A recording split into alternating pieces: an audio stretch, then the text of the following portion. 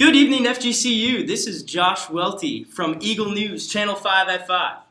If you had plans to hit the beach this weekend, your plans just changed. Red Tide is back. We go live now to Eagle News duo, Rob and Nate. Thanks, Martha Josh. Here in 69 degrees weather. Me and Rob and I, but I'm going to talk to you about the red tide issues. Red tide, known as an algae bloom, that is caused by a species of dinoflagellates and other algae. It's in Southwest, Northwest, and East Coast Florida. Rob. Right now, we're on location at Florida Gulf Coast University in Southwest Florida, talking about the red tide, as Nate previously stated. Nate, what you got for me? Well, as I was saying earlier, it's located in the Southwest, Northwest, and East Coast Florida. Red tide was documented back in the 1700s in southern Florida. It's a long time ago. Very. They usually last as little over a few weeks or longer than a year.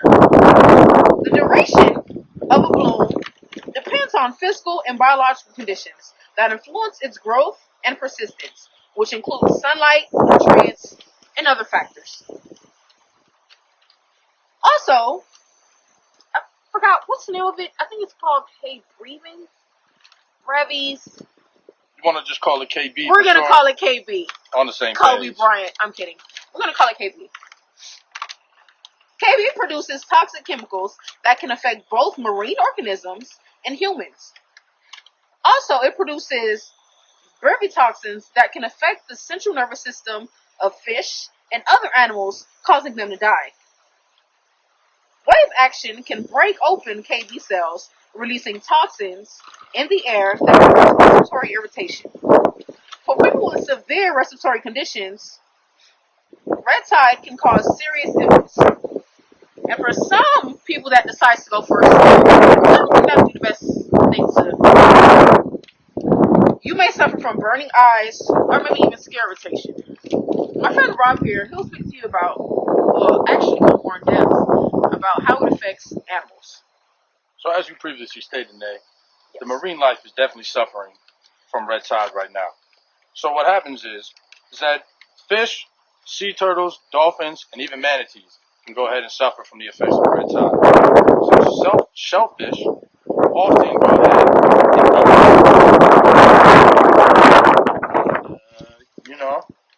toxic algae contaminates them, and they consume organism responsible for red tide. And then it concentrates saxitoxin in their tissues. So then when that process goes ahead and happens, the fish, dolphins, manatees, and even sea turtles go ahead and they eat that shellfish. So then they get that red tide poisoning as well. Also, to follow back on you, if you like to eat shellfish, I would advise you not to. Well, as of right now, of course, because the toxins can get into the shellfish, and if you eat it, it can be harmful to you as well. Wow. Well, it looks like I'll be staying out of the ocean for a while. Got any plans to go to the beach, Meredith? Looks like my plans have changed, Josh, and I'm sure a lot of residents have changed their minds as well. We're going to head to Jacqueline, who's got more on the red tide issue.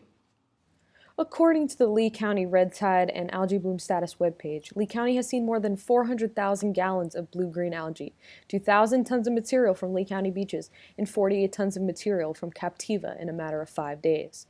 This has been a record-breaking year for Lee County, making this the largest beach cleanup in the history of Lee County. This has made it impossible for locals and tourists from Southwest Florida and southern Mexican coast to feel safe spending a day at the beach. I'm here at a local Lee County resident's home, asking him what he feels about the dog beaches being contaminated. How often do you go to the dog beaches?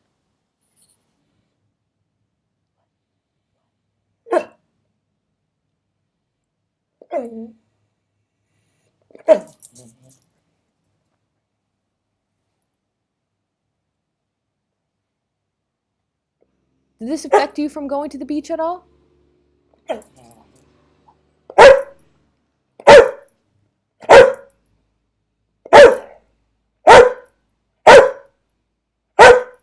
Okay, enough, sir.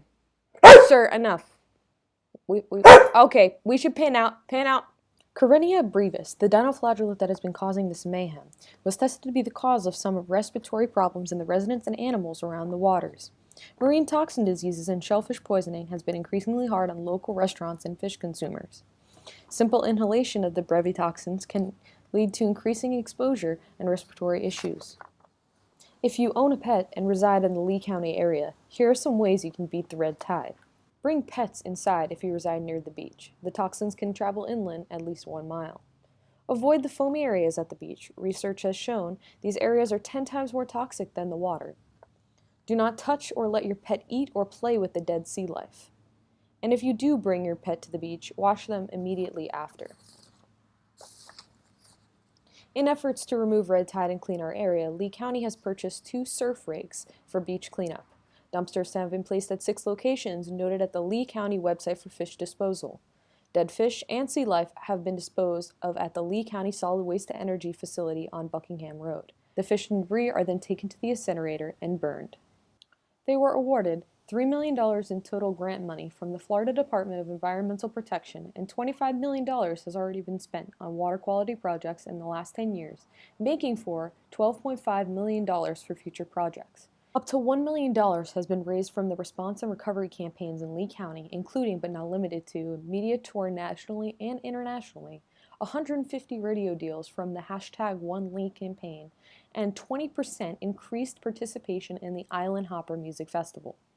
If you would like to assist in the cleanup of our beaches to bring locals and tourists back, you can volunteer for beach cleanups to rid Florida's coastlines of litter, pollution, and debris at klcb.org. KeepLeeCountyBeautiful.com. Or you can donate to the Southwest Florida Cares Fund. You can visit the website at www.floridacommunity.com. Well, it looks like life is a little rough for some, huh? But in all seriousness, it is extremely important to stay away from the beaches at this time. Again, if you want to follow the story, go to klcb.org. That is klcb.org. Also, if you'd like to donate or volunteer, you can go to floridacommunity.com. This has been Eagle News 5 at 5.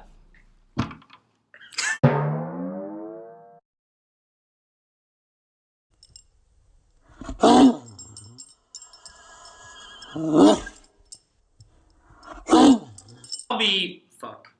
Hang on. That's going in there. Hang on. Ready? Wait, I shouldn't... This is It's Eagle Meredith News. and I here, and we're going to talk to you about the issues that's going on in... You don't even know where we at, do you?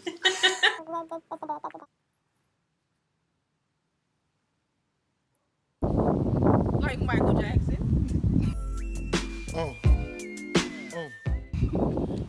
You have Rob and I here today. Racist! Yeah. Okay, so then you say something witty, if you can, and then say, and now... What? There goes our interviewer. Thank you, M&J. I really appreciate you guys. So, yes, you're pretty right. Yes, If you'd like to donate or volunteer, go to floridacommunity.com.